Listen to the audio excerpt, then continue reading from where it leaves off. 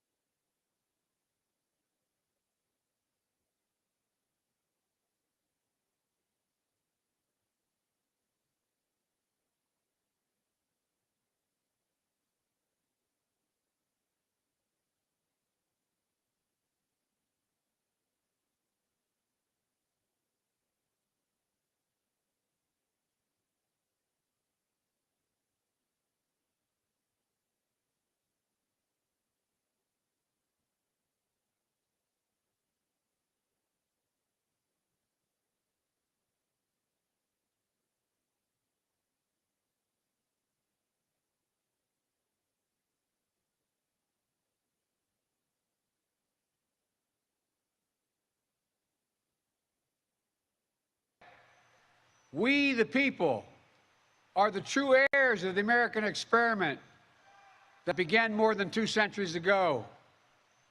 We, the people, have burning inside of each of us the flame of liberty that was lit here at Independence Hall. A flame that lit our way through abolition, the Civil War, suffrage, the Great Depression, world wars, civil rights. That sacred flame still burns. Now in our time, as we build an America that is more prosperous, free, and just. That is the work of my presidency, a mission I believe in with my whole soul. But first, we must be honest with each other and with ourselves. Too much of what's happening in our country today is not normal.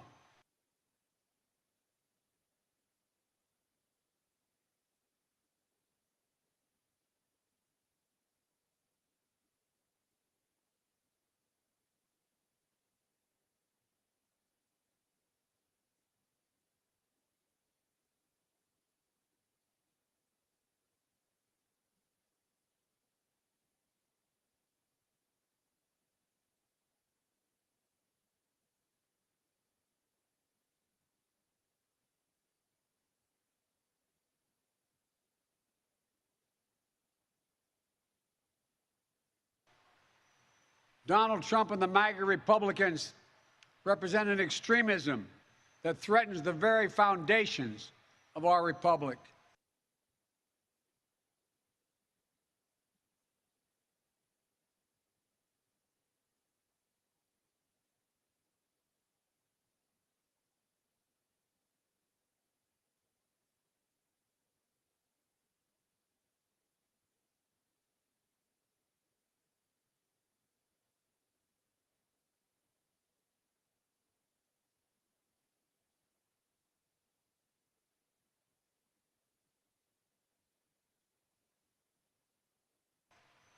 Now, I want to be very clear up front. Not every Republican, not even the majority of Republicans are MAGA Republicans. Not every Republican embraces their extreme ideology. I know, because I've been able to work with these mainstream Republicans. But there's no question that the Republican Party today is dominated, driven, and intimidated by Donald Trump and the MAGA Republicans. And that is a threat to this country. These are hard things. But I'm an American president, not a president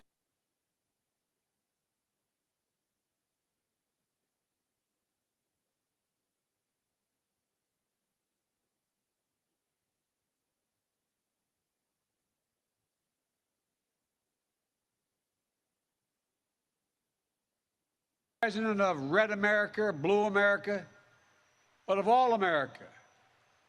And I believe it's my duty to level with you, to tell the truth, no matter how difficult, no matter how painful. And here, in my view, is what is true. MAGA Republicans do not respect the Constitution.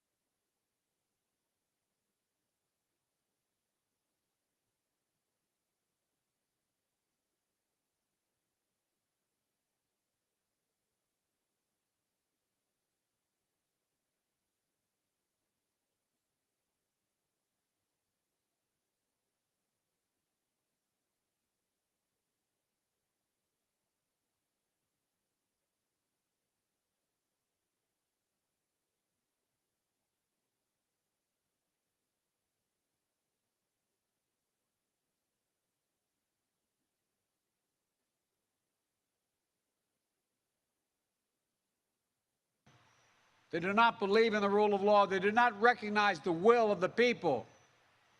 They refuse to accept the results of a free election. And they're working right now, as I speak, in state after state, to give power to decide elections in America to partisans and cronies, empowering election deniers to undermine democracy itself. MAGA forces are determined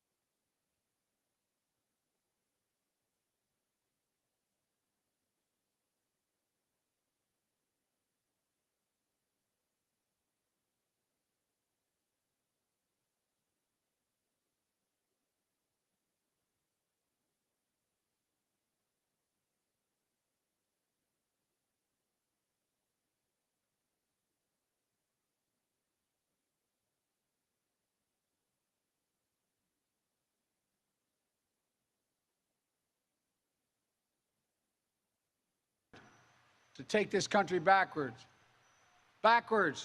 to an America where there is no right to choose, no right to privacy, no right to contraception, no right to marry who you love.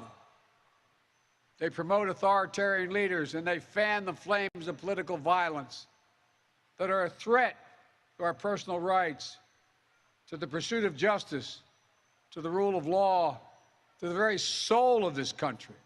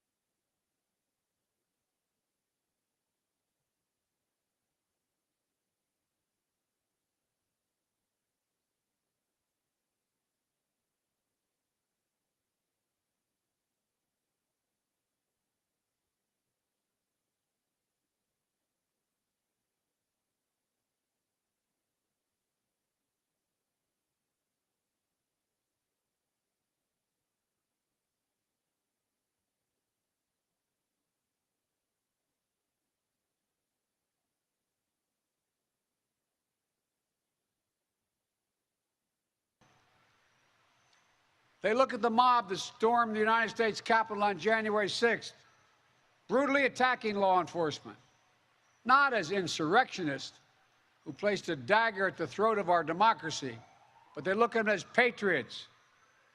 And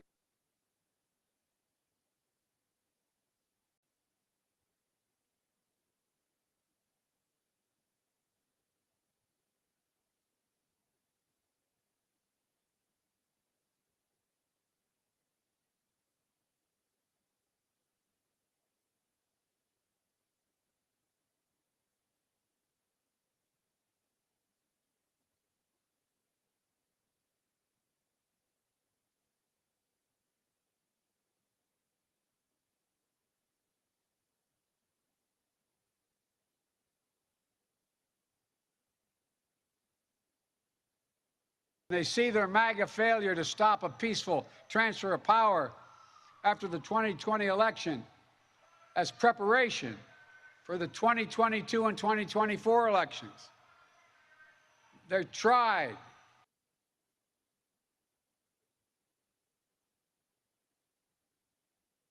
everything last time to nullify the votes of 81 million people. This time, they're determined to succeed in thwarting the will of the people. That's why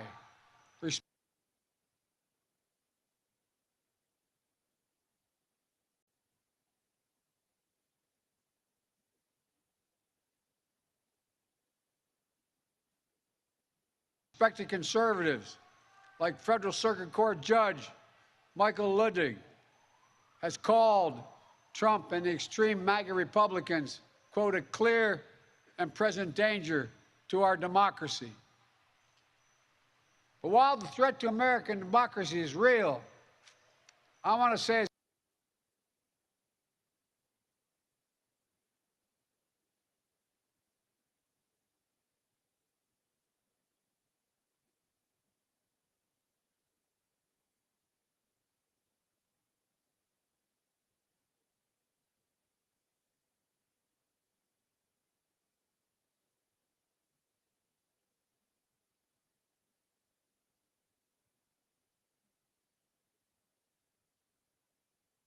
as clearly as we can, we are not powerless in the face of these threats.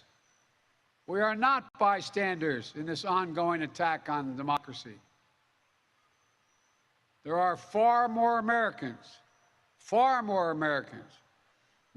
every background and belief who reject the extreme MAGA ideology than those that accept it. And folks, it's within our power, it's in our hands, yours and mine, to stop the assault on American democracy. I believe America is at an inflection point, one of those moments that determine the shape of everything that's to come after. And now, America must choose to move forward or to move backwards, to build a future or obsess about the past, to be a nation of hope and unity and optimism, or a nation of fear, division, and of darkness.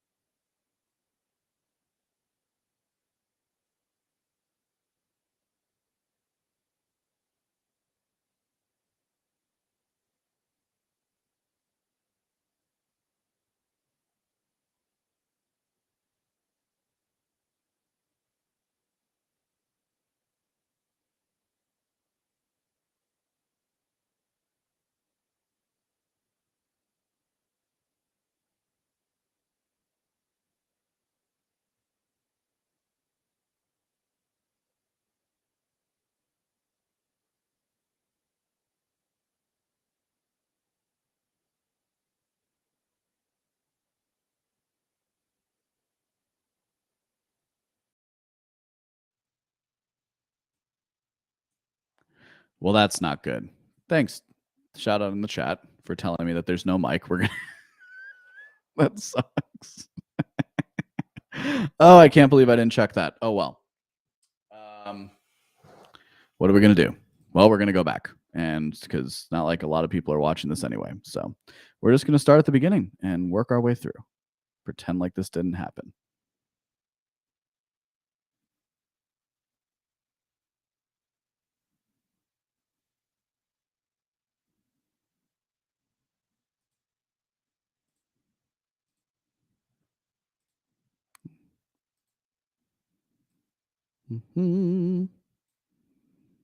Okay, so we see the president walking out, right? We've got this long stroking archway of him and his wife, because, of course, he's got to have his handler walking him down the street. And let me know, by the way, if it's back. So let's see. Okay, gives his little wife a smooch. Little wife. I'm sorry. I shouldn't be that deprecating. But I just found out I was going for the last 20 minutes without My audio. fellow Americans. Oh, my fellow Americans. Please, if you have a seat, take it. I shouldn't make fun of him too much. I mean, I get it. As somebody who talks a lot on his mic, on and off, as somebody who talks on and off mic, I've definitely had that moment where you're getting ready to speak and you got a little bit of a frog in your throat. But it's just a little rich when the president of the United States, who's in, old fart, just can't seem to have a little bit of water. I speak to you tonight from sacred ground in America, Independence Hall in Philadelphia, Pennsylvania. This is where America made its Declaration of Independence to the world. Missed the light cue. More than 2 centuries ago, with an idea unique among nations, that in America, we're all created equal. This is where the United States Constitution was written and debated. This is where we set in motion the most extraordinary experiment of self-government the world has ever known. With 3 simple words: we the people. We the people. These 2 documents and the ideas they embody, equality and democracy, are the rock upon which this nation is built. So what Joe Biden is doing right now is he's setting the frame for his speech. And it's a frame that he's used for the entirety of his presidency. In that frame, we see exactly what he tells us what he wants us to see. See, we're not analyzing this speech the way a lot of people will on cable news. We're looking at the symbolism, and we're looking at the symbolism and the rhetoric of what's being presented. I have no delusions about who Joe Biden is or what he represents. Right? He's the head of a concept we've been developing on the show. He's the head of the cult of American democracy. That's his role. Or if you want, the figurehead. Something tells me he's not pulling all the strings. But he's the figurehead of this cult of American democracy that we find ourselves within in the current year of our Lord 2022. And what he's doing here is setting the frame of what he wants you to see and how he wants you to view America. So according to him, equality and democracy are the rock on which this nation is built. And 2 documents, and the foundation of 2 documents, the Declaration of Independence and the Constitution. Now, of course, again, let's have some fun for a second. Anybody who studied history in any sort of close detail understood precisely that or at least even in like the modern, maybe not the modern. When I was coming up, we were taught that the early founders, the founding fathers, weren't the biggest fans of democracy. And in fact, they looked at many different models and they chose a republic over a democracy purposefully for many of the reasons that for many reasons that maybe we'll get into on the back end of the show. I don't want this to go too long. It's a 31-minute speech. I want to make sure you listen to all of it because not many shows are going to do this, right? Most of the shows are just going to take a couple of clips, or they're just going to talk about the meme and they're just going to layer on top what they already believe about a situation. What I want to always do when I can is get deeper into an issue. And I know we're not seeing the whole screen here, but I can't stand sign language interpreters, so I'm sure you can't either. And I know that's rude for people who are deaf, but it's really annoying. They're how we became the greatest nation on earth. Equality and democracy. They're why, for more than 2 centuries, America has been a beacon to the world. Here's what's funny. In another line, and we understand that hypocrisy is the name of the game here. In another line, in another speech, and really what everybody knows when you talk about why people come to America, they don't come for equality. They don't come for democracy. They come from freedom. They come for freedom, I should say. They come from tyranny and to freedom. That's why people want to come to America.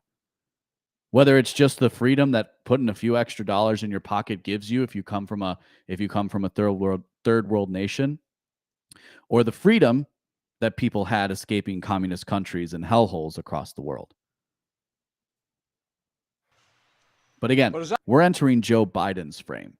We're entering the figurehead of the cult of American democracy's frame in this episode. I stand here tonight.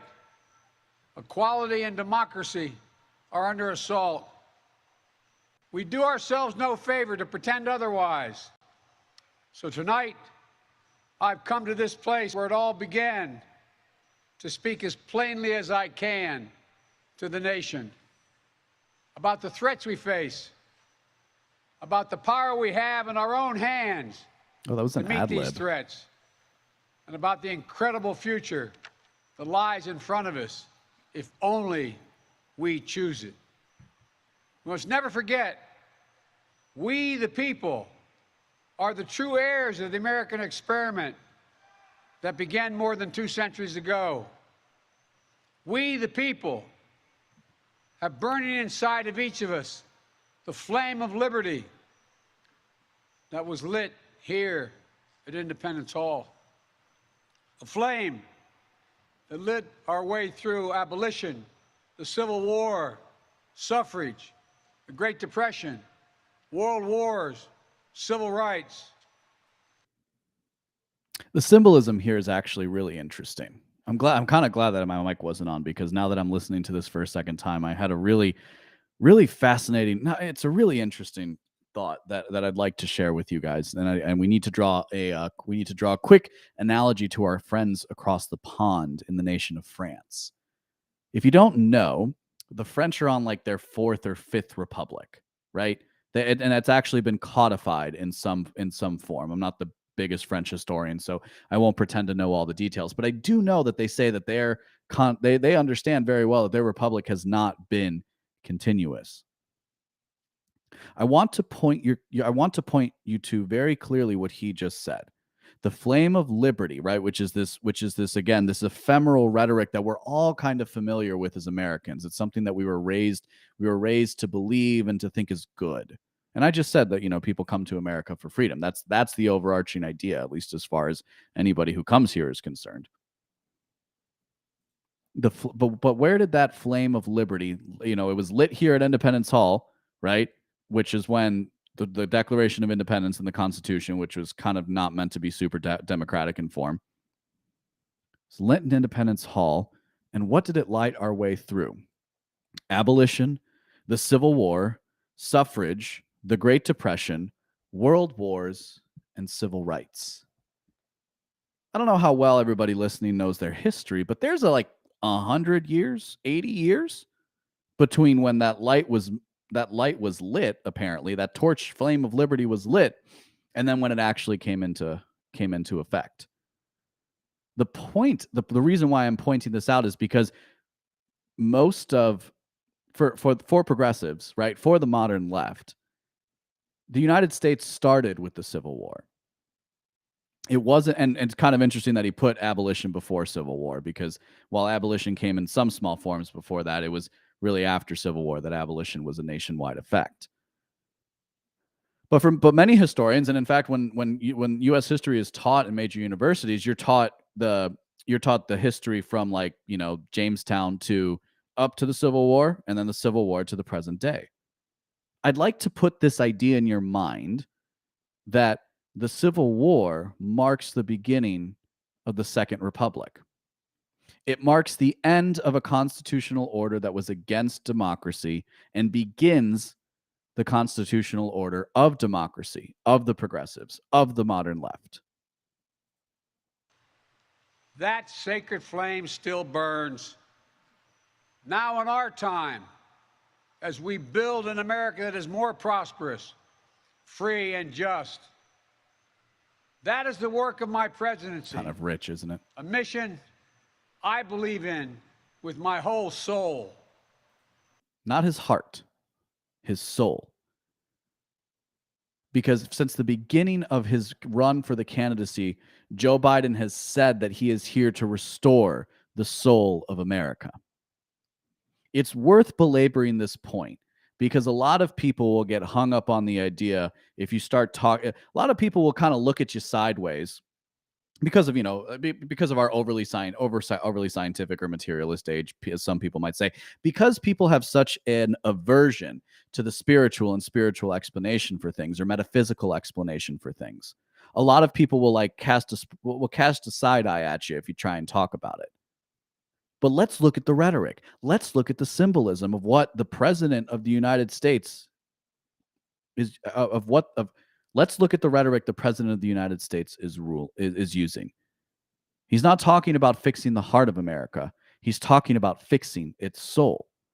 So even at the highest levels, we still see this element of a metaphysical, spiritual component to what we're doing here when we're giving a speech like this.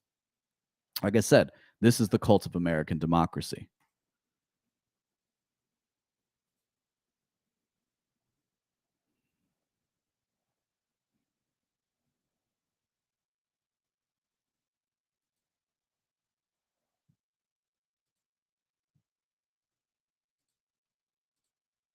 The Civil War, free and just. That is the work of my presidency, a mission I believe in with my whole soul. But first, we must be honest with each other and with ourselves. Too much of what's happening in our country today is not normal. So what isn't normal? What's not normal about our modern day? Let's just think about that before the president talks about it. Well, it's not. The level of inflation isn't normal. It's been through the roof recently. We locked down the country for over 2 years. We had a massive campaign to give people an experimental treatment for a disease that only kills the old and the obese. We lived like lab animals, trapped in our bedrooms, trapped in tiny apartments in major metropolitan areas. That's not normal. We weren't allowed to go outside and walk in the street without permission. That's not normal. We were told that certain people were what was the word that they used? Critical. No, what's the word that they use? We were told, essential. That's right. We were told that some people were essential and some people were non-essential. Some people's jobs were essential and they got to go to work. But we care about equality. Donald Trump and the MAGA Republicans represent an extremism that threatens the very foundations of our republic. Now, I want to be very clear up front. Okay, so now we know who the enemy is. And of course, we already knew what the enemy was going to be. It's going to be the MAGA Republicans. Kind of funny, because, what does MAGA mean? MAGA means to make America great again. Let's keep that in mind as we kind of move through the speech. We might have to switch to 1.25 speed because, God, this guy talks slow. Not every Republican, not even the majority of Republicans are MAGA Republicans. Not every Republican embraces their extreme ideology. What is that? And we're going to have to see if we actually get to what that so-called extreme ideology is. We're not. We're probably not. So we're going to have to look at the clues that he leaves along the way, which, again, for the people passively taking in a speech like this, That's what they're going to do. They're going to pick up the clues that are left along the way. They're little breadcrumbs that people get to take in, these impressions that they get of what they're supposed to feel and think about a situation. Why? Because people look to leaders for answers. Always, and in every case, that's humanity. I know, because I've been able to work with these mainstream Republicans. But there's no question that the Republican Party today is dominated, driven, and intimidated by Donald Trump and the MAGA Republicans. Dominated, driven, and intimidated. How does that work exactly? Why would you need to intimidate something that you're driving? Kind of a weird thing to say. Is a threat to this country. These are hard things. But I'm an American president, not a president of red America or blue America, but of all America. Oh, Joe, you got to pull the Obama card, don't you? See, it's really like, maybe he was better when he was younger. I don't really think so personally. He's not the best orator out there. Obama, for whatever else you might say about him, is a fantastic orator. It's something that I can recognize even as somebody who didn't like his presidency or really anything that he did. But Obama was a great orator, and that was a line from his 2008 speech, 2008 acceptance speech when he won the presidency, or inauguration, one of the two. Might have been the inauguration. I think it was the inauguration speech. But it is like and that speech itself is given as one of the best speeches given by a president in American history. And Obama gets up there and he says, "I'm not a president of red America or blue America. I'm a president of the United States of America." They did a little play here of all of America. Can't really do it well. And I believe it's my duty to level with you, to tell the truth, no matter how difficult, no matter how painful. And here, in my view, is what is true. MAGA Republicans do not respect the Constitution. So let's just break down that claim for a second for funsies, shall we? MAGA Republicans do not care about the Constitution. The people whose whole thing is to make America great again. I'm not the biggest MAGA guy out there. I'll be honest with you people watching. But the people who want to make America great again apparently don't care about the Constitution. They do not believe in the rule of law. They do not recognize the will of the people. They refuse to accept the results of a free election. And they're working right now, as I speak, in state after state, to give power to decide elections in America to partisans and cronies, empowering election deniers to undermine democracy itself. Now we have election deniers, right? Denier is this beautiful little rhetorical word that politicians love to employ. If you know somebody's a denier, you know they're a bad person. And that's what we're starting to do here, right? We're setting the stage for we're entering Joe Biden's frame. He is telling us who is good and who is evil because he is our leader here in the cult of American democracy. He's going to tell us what's right and what's wrong. Can't you tell? Look at this man.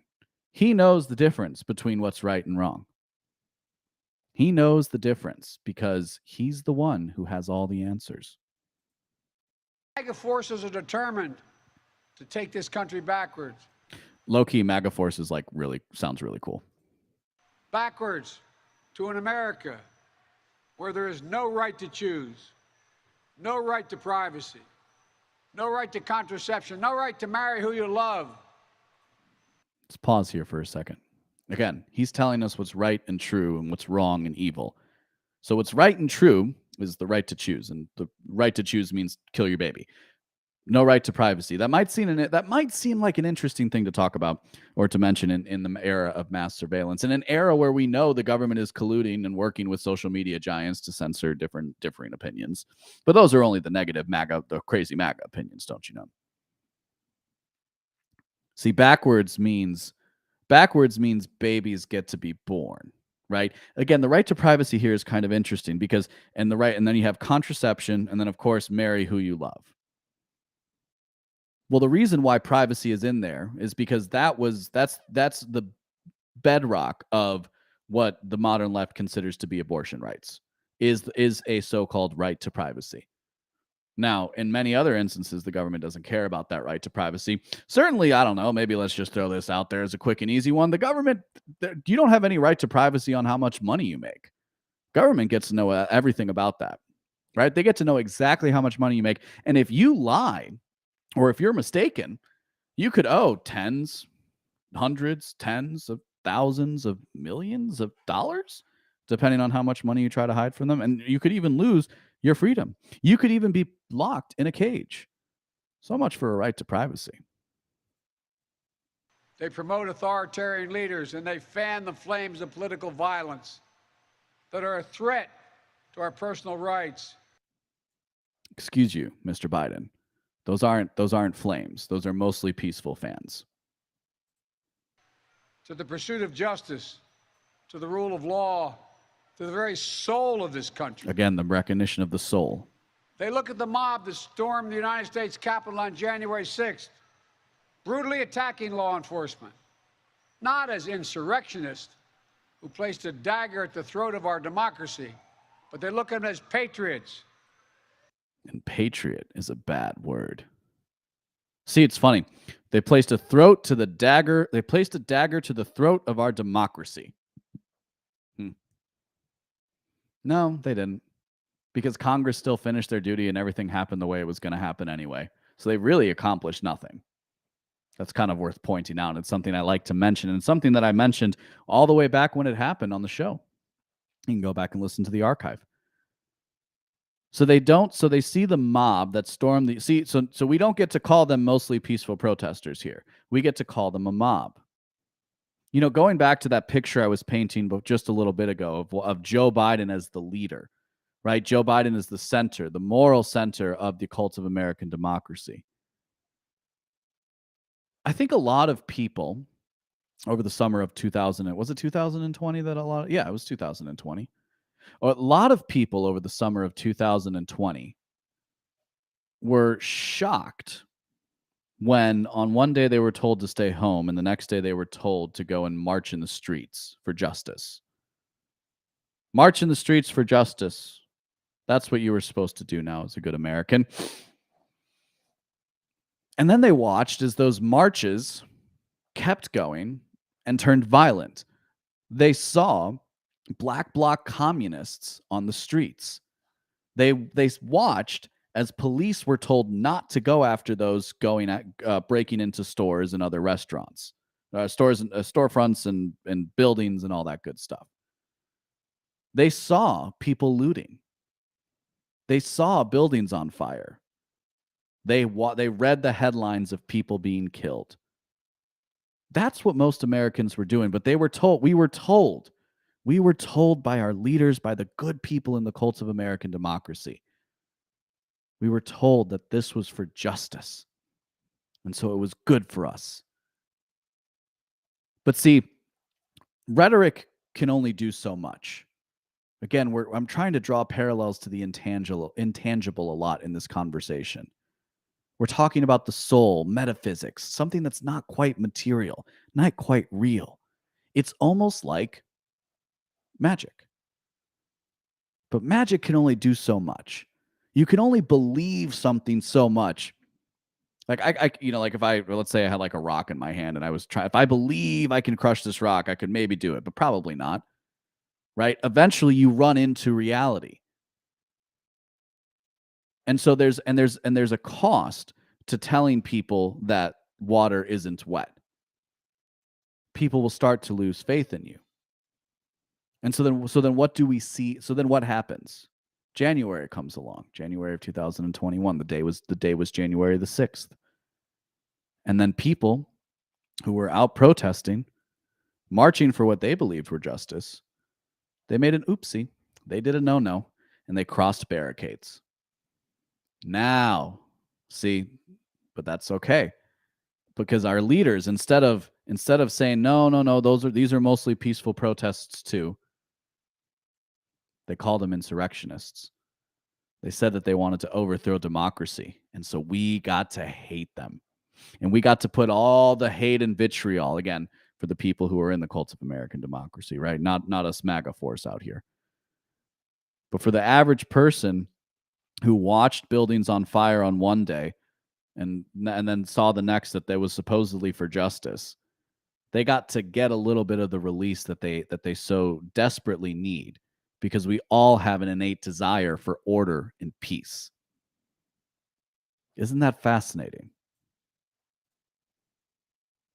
And they see their MAGA failure to stop a peaceful transfer of power after the 2020 election as preparation for the 2022 and 2024 elections. I don't know if you can hear in the back, but that's a gentleman saying, well, I'll use the friendlier version. He's saying, let's go, Brandon. They tried everything last time to nullify the votes of 81 million people. This time, they're determined to succeed in thwarting the will of the people. Who determines the will of the people? Joe Biden. That's why respected conservatives like Federal Circuit Court Judge Michael Ludwig has called Trump and the extreme MAGA Republicans, quote, a clear and present danger to our democracy. But while the threat to American democracy is real, Threat to American democracy. I want to say as clearly as we can, we are not powerless in the face of these threats. We are not bystanders in this ongoing attack on democracy. Okay, so we're about 13 minutes into the video right now, which is about 6 minutes into the speech, and Joe Biden is sweating. Now, listen, I get it. He's wearing a suit. It's DC in the summer. It's hot. It's humid, for sure. I understand that. But it really, really shocks me that they didn't decide to put a little bit of makeup on him, especially considering how bright of a light was going to be on him. There are far more Americans from every background and belief who reject the extreme MAGA ideology than those that accept it. And folks, Now, because don't forget, in a democracy, a it's majority within our rules. power, it's in our hands, yours and mine, to stop the assault on American democracy. I believe America is at an inflection point, one of those moments that determine the shape of everything that's to come after. And now, America must choose to move forward or to move backwards, to build a future or obsess about the past, to be a nation of hope and unity and optimism, or a nation of fear, division, and of darkness. Apparently, that's our choice, right? That's the choice according to Joe Biden. So everything good is what he says. Everything bad is what they say. So it's forward or backwards. It's so interesting to me too, the way this like captivates the mind of so many people, because it's like, to me, it seems kind of silly, right? Like, time is always moving forward, even if you quote unquote move backwards. MAGA Republicans have made their choice. They embrace anger. They thrive on chaos. They live not in the light of truth, but in the shadow of lies. But together we can choose a different path. We can choose a better path forward to the future. A future of possibility, a future to build and dream and hope. Once again, another nod to the Obama administration. And we're on that path moving ahead. I know this nation. I know you, the American people. I know your courage. I know your hearts. And I know our history. This is a nation that honors our Constitution. We do not reject it. This is a nation that believes in the rule of law. We do not repudiate it. This is a nation that respects free and fair elections. We honor the will of the people. We do not deny it. Oh, let's have some fun here, shall we? A nation that honors our Constitution, we do not reject it. What are we talking about here? Democrats don't like the Constitution. We know anybody. If you do, you're probably a Democrat who's like who was born. Was born before 1980, maybe in the late 80s. Most of the most modern savvy political Democratic operatives are not fans of the Constitution, because to be a fan of the Constitution means you love this country, which makes you a patriot, which makes you a maggot, which makes you a MAGA force, which makes you evil. Funny enough, one of the best things about the Constitution, at least this is what I was taught growing up in history class, whatever, but it was like this thing that we called the Bill of Rights. And this Bill of Rights was this thing that stopped the government from doing all the horrible things that the King of England was doing before we had freedom and liberty and all that good stuff. That's kind of what we were taught growing up, is that's what the Constitution, that's the best part about the Constitution, are those 10 of the bill of those 10 bills, those 10 rights, the Bill of Rights, first 10 amendments to the Constitution. How's that First Amendment doing, huh? How's that freedom of speech happening? Do you feel free listening to this person who's moderately right-wing? Somebody who just wants to live your life, go out on the weekend, have a nice time with your friends. Somebody who wants to work hard and make good money helping people. Do you feel free? Do you feel free to voice your opinion when you get together with your family? Do you feel free to share the news articles you like on your Instagram story? Something tells me you don't, because I'm like you, and I don't. In fact, I started the Been Awake Project for Better Sensemaking because I needed an outlet, and I didn't feel comfortable having that outlet be under the name I use for business, because that's where we are in America. If you think the Constitution's pretty good and you don't like radical leftists.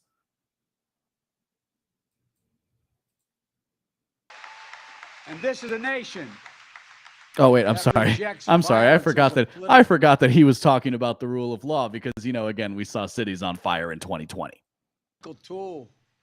We do not encourage violence. We are still an America that believes in honesty and decency and respect for others. Patriotism, liberty, justice for all, hope, possibilities. We are still. Somebody should have done a little bit of editing there, shouldn't he have? They just used patriotism in a positive sense. At our core, a democracy.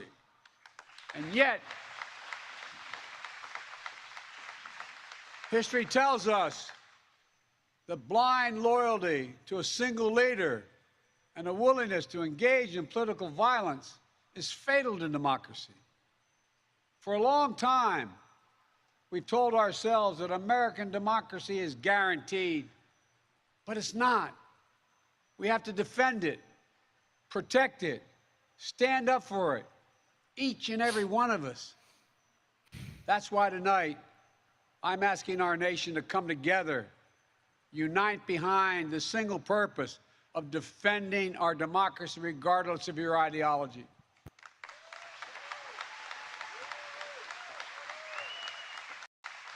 We're all called duty and conscience to confront extremists who put their own pursuit of power above all else.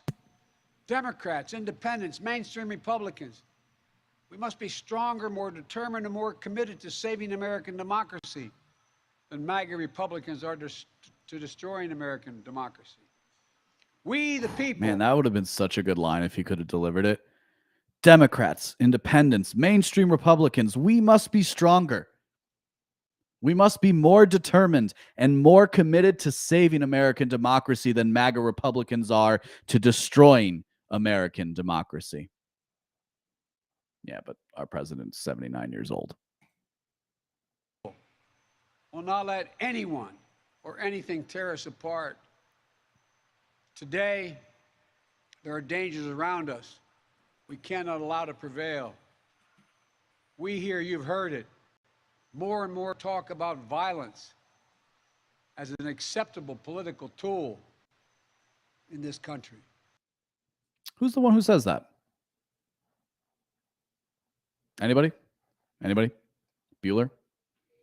Is it Is it the 55-year-old MAGA Republican who, has a massive beer belly and who, couldn't even run 100 meters without losing his breath? Or is it the black bloc communist carrying rifles on the streets of places like Texas and in the Pacific of Northwest? Those people, those Antifa people, understand. Who are the ones who think that using political violence is good?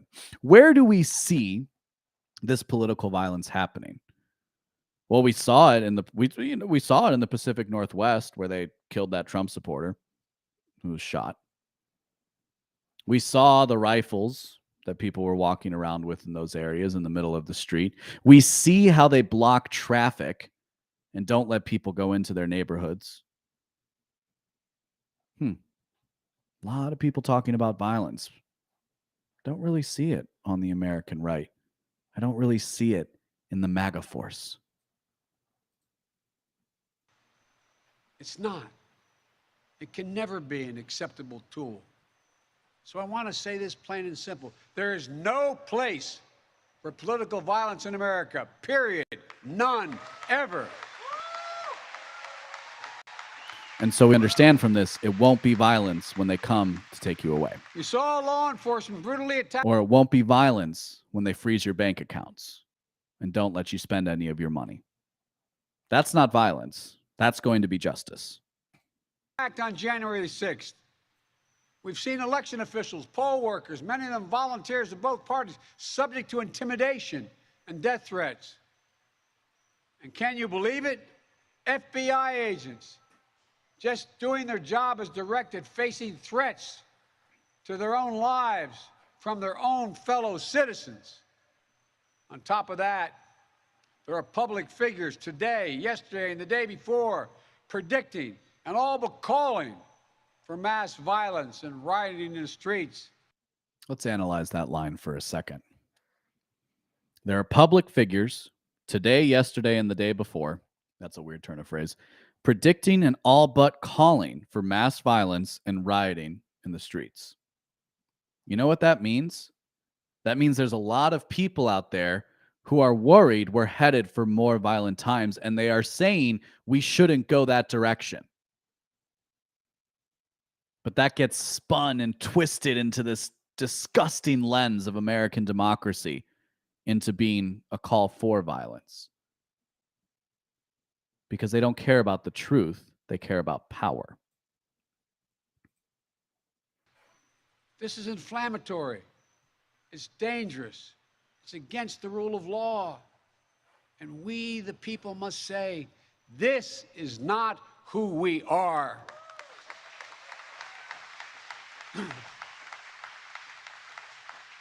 Ladies and gentlemen, we can't be pro-insurrectionist. I think it's supposed to be pro-extremist. They're incompatible. We can't allow violence to be normalized in this country. It's wrong. We each have to reject political violence. Let's talk about that. How about the violence of the shop owners in places like California? Do they get a respite? I'm sure a lot of MAGA Republicans are out there are the ones that are actually holding up these stores in California, just walking away with thousands of dollars of merchandise. I'm sure that's just a MAGA Republican. With all the moral clarity and conviction this nation can muster. Now, we can't let the integrity of our elections be undermined, for that is a path to chaos. Look, I know politics can be fierce and mean and nasty in America. I get it. I believe in the give and take of politics, in disagreement and debate and dissent. We're a big, complicated country. But democracy endures only if we, the people, respect the guardrails of the republic. Only if we, the people, accept the results of free and fair elections. Only if we, the people, see politics. Let's spend a second thinking about the importance of these applause breaks, because frankly, they feel very put on in this speech. Everything feels put on in this speech, but they feel very put on in these moments, right? You've noticed that especially when they talk about free and fair elections, there's an applause line. Well, applause is a universally recognized symbol of approval of the crowd listening to a speaker or a group of people. So again, in that we are actually witnessing and taking in symbolism, right? There's more than the words that are being said in a speech like this. This is about creating consent. This is how social control is exerted. It doesn't have to be exerted by it doesn't not everybody has to watch it in order to have the social control work. But it's really interesting the way at every single time free and fair elections have been mentioned in speech, people have started applauding, even if it doesn't make sense to. Not as total war, but mediation of our differences. Democracy cannot survive when one side believes there are only two outcomes to an election. Either they win or they were cheated. And that's where the MAGA Republicans are today. And that's where the Democrats were in 2000.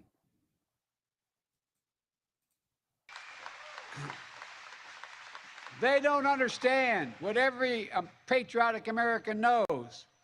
You can't love your country only when you win. It's fundamental. To quote the words of Mark Twain, I don't know if I did it when the mic was on or not, but I'm going to do it again here now. A patriot is a man who loves his country all of the time and his government when he deserves it. So do we notice the little slip of the tongue there? Do we notice the rhetorical trick being played? See, for that mainstream Republican, that good little soldier, the mainstream Republican who doesn't really care. They just kind of want people to say nice things about the Constitution, then let the progressives do whatever they want. They're completely fine with the fact that doctors in America are encouraging young women and men to sterilize themselves. That's a mainstream Republican. Those people listen to a speech like this and they think, "Oh, good, Joe Biden's got my back. He doesn't hate me because I'm not one of the really bad ones. I'm okay. Listen, I'm tolerant. I'm fine. I'm fine if kids want to go and have major surgery before their brains are even fully formed."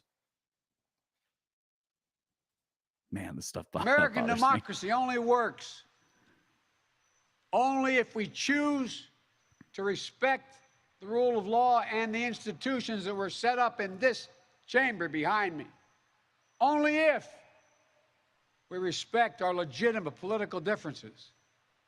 I will not stand by and watch. I will not the will of the American people be overturned by wild conspiracy theories and baseless... What was that? What was that? I'm trying to even find this part in the speech. What does it say? What was it? Let's go back for a second. That was a weird sentence that didn't make any sense. Your country only when you win. It's fundamental. American democracy only works only if we choose to respect the rule of law and the institutions that were set up in this chamber behind me. Only if we respect our legitimate political differences.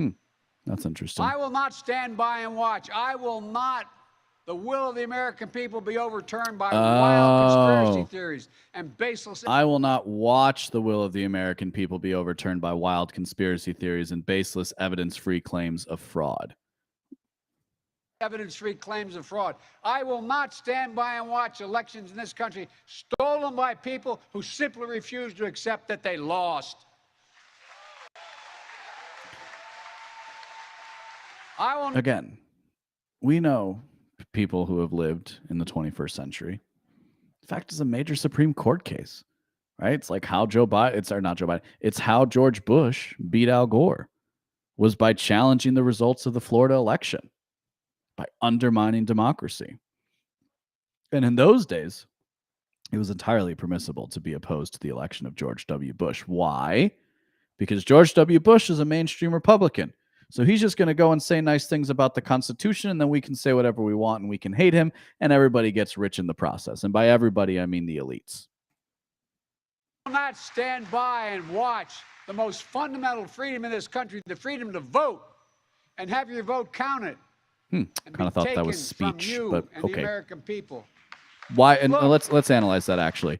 So he's saying the most fundamental right in this country is the right to vote, even though it wasn't part of the Bill of Rights. It wasn't part of the things that were considered, that were that thing that was established in the hall behind him. The right to vote was not considered fundamental or even central to the American project.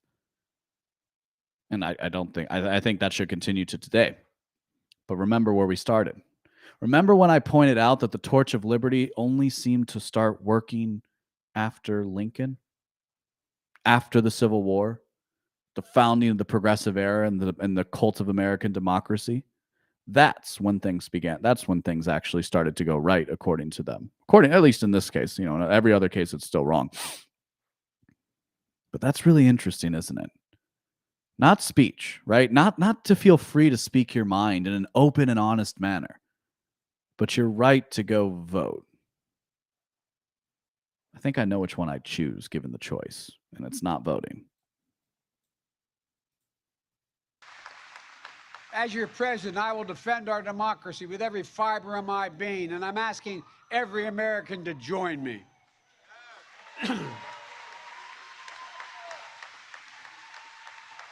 Throughout our history, America's often made the greatest progress coming out of some of our darkest moments, like you're hearing that bullhorn. He's saying, let's go, Brandon, again. I believe we can and must do that again. And we are. MAGA Republicans look at America and see carnage and darkness and despair. They spread fear and lies. Lies told for profit and power. But I see a different America. An America with an unlimited future. An America that's about to take off. I hope you see it as well. Just look around. I believe we could lift America from the depths of COVID. So we passed the largest economic recovery package since Franklin Delano Roosevelt. And today, America's economy is faster, stronger than any other advanced nation in the world. We have more to go. Is it? That's weird. I believe we could build a better America. So we passed the biggest infrastructure investment since President Dwight D. Eisenhower. And we've now embarked on a decade of rebuilding the nation's roads, bridges, highways, ports, water systems, high-speed internet, railroads. No. This is, now we're starting to get into the boilerplate, right? We're building up to the crescendo of the speech. Gun safety law since President Clinton. I believe we could go from being the highest cost of prescriptions in the world to making prescription drugs and healthcare more affordable. So we passed the most significant healthcare reform since President Obama signed the Affordable Care Act. And I believe we could create a clean, he's starting to fade. Can you tell? And save the planet. Can you see it in his voice? So we passed Can the you most hear it? important climate initiative ever. ever,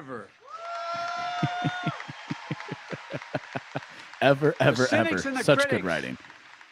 Tell us nothing can get done, but they're wrong. There is not a single thing America cannot do, not a single thing beyond our capacity. Remember, America means what he wants. It's never and again, easy. I'm using him as a placeholder. But we're proving that America, no matter how long the road, progress does come.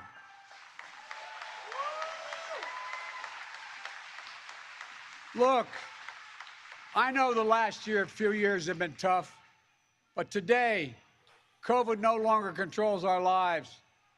More Americans are working than ever. And yet nobody seems to want to Businesses work. are growing. Our schools are open. Millions of Americans have been lifted out of poverty. Millions of veterans once exposed to toxic burn pits will now get what they deserve for their families and the compensation. Really important here, actually, to talk about this. So millions of veterans once exposed to toxic burn pits will now get what they deserve for their families and the compensation. I'm sure there was supposed to be something else said there. So if you're not familiar, that's how his good son died. Was cancer from those toxic burn pits. And those toxic burn pits were in conjunction with with the military operations in Iraq and Afghanistan.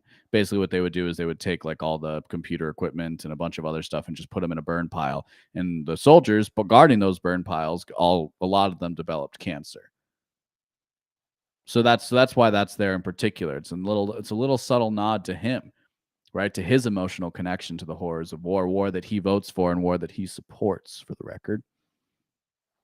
It's a war that he voted for that eventually killed his son.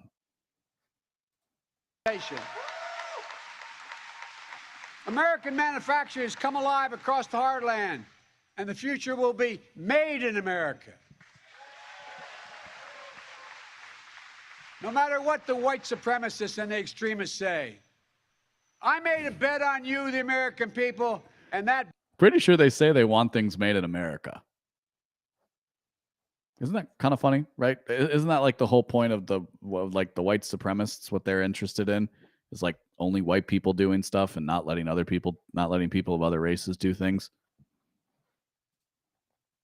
Bet is paying off, proving that from darkness, the darkness of Charlottesville, of COVID, of gun violence, of insurrection, we can see the light. Light is now visible. Light that will guide us forward. Not only in words, but in actions. Actions for you, for your children, for your grandchildren, for America. Even in this moment, with all the challenges we face, I give you my word as a Biden, I've never been more optimistic about America's future. Not because of me, but because of who you are. We're going to end cancer as we know it. Mark my words. We're going to create millions of new jobs in a clean energy economy. We're going to... Wow. Curing cancer. I've never heard that one before. We're going to think big. We're going to make the 21st century another American century because the world needs us to. That's where we need to focus our energy. Not in the past, not on divisive culture wars, not on the politics of grievance, but on a future we can build together. That line is for those mainstream Republicans. Republicans believe that for them to succeed, everyone else has to fail. They believe America is not like I believe about America. I believe America is big enough for all of us to succeed.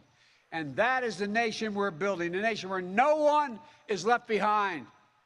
I ran for president because I believe we're in a battle for the soul of this nation.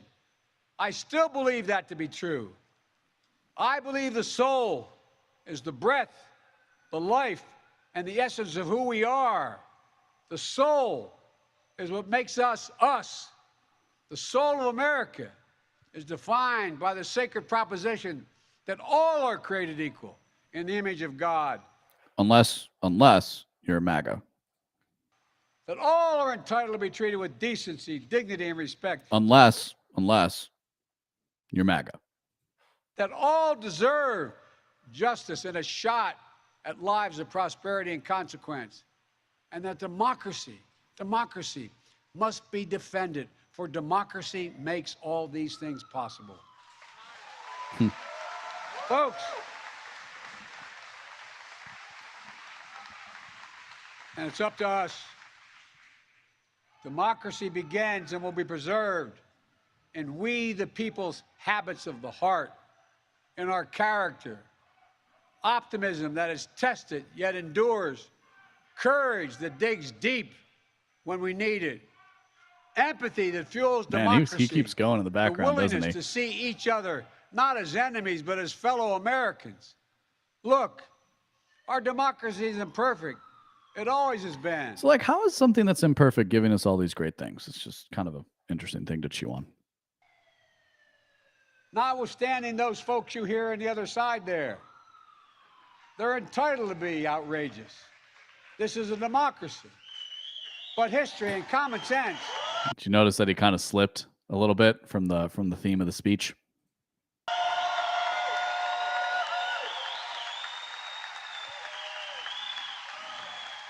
Good manners is nothing they've ever suffered from. But history and common sense tell us that opportunity, he liberty, looks and justice like for all wax. Are most likely to come to pass like in a democracy. like I'm looking at this, and he looks like wax.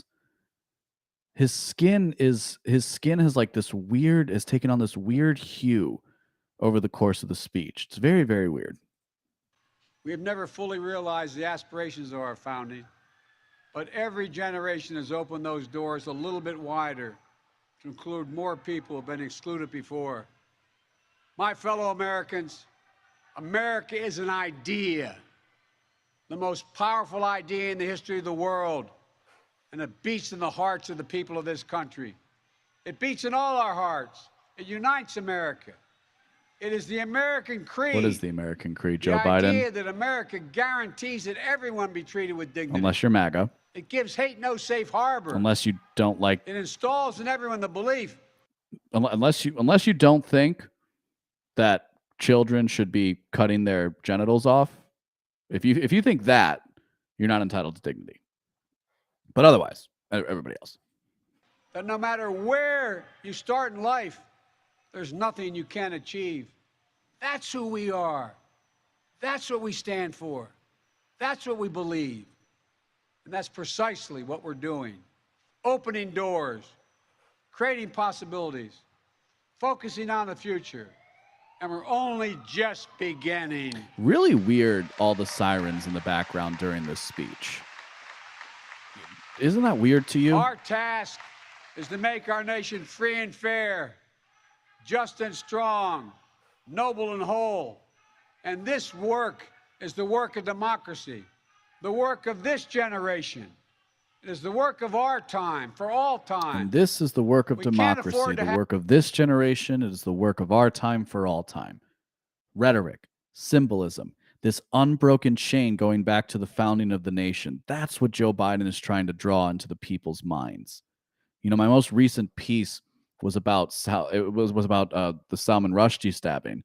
Don't actually have an update on that, but what I tried to point out is there are a lot of people in this country who still believe this story, right? And a lot of those people, you know, we could demographic it up if we want. It's usually older people. It's a lot of Democrats and things like that. But there are a lot of people who still, there are a lot of people who are on Facebook, who watch cable news or don't watch cable news, but they're on Facebook. They read the New York Times because that's the best source of information, don't you know?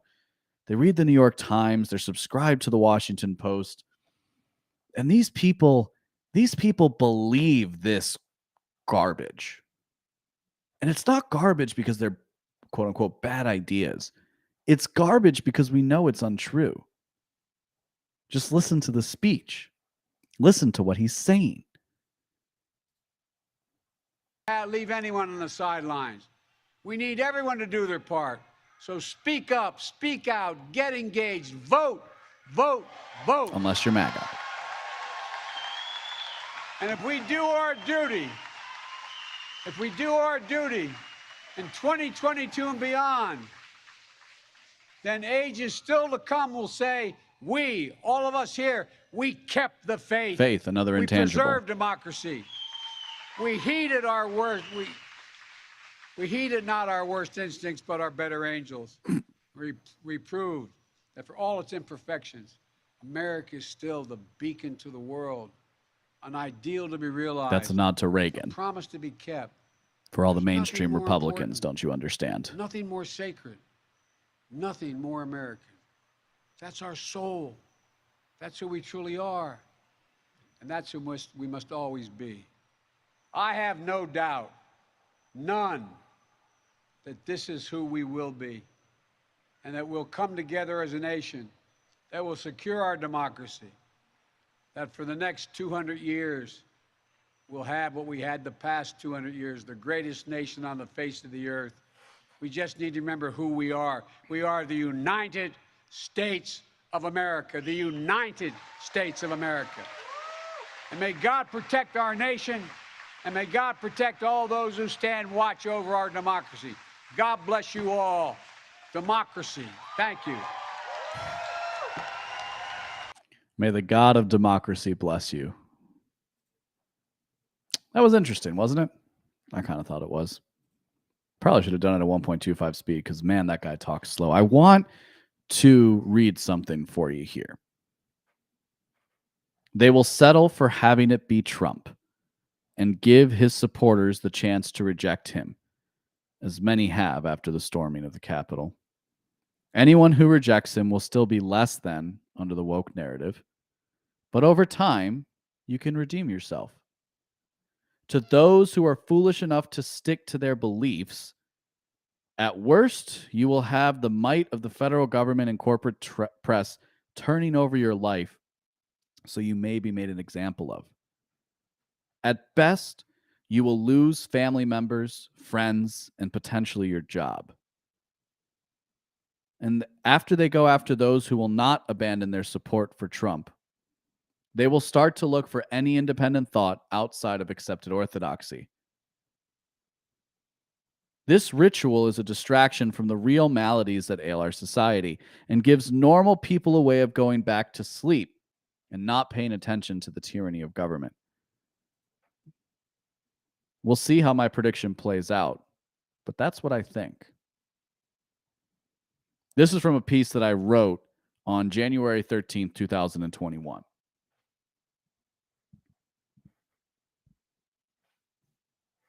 That's where we're and now we're at that moment. Right before the midterms. This is your opportunity. Right? The continued battle for the soul of the nation. That's what the speech is about. And it's laid clear. All you have to do is not want to make America great again. Well, I hope everybody enjoyed today's episode. Go follow me on social media at the LB Muniz. Make sure you subscribe to BeenAwake.com. And we'll see you next time. If you like what you heard today, go to BeenAwake.com to subscribe for future updates. My name is LB Muniz, and I am not one with the woke.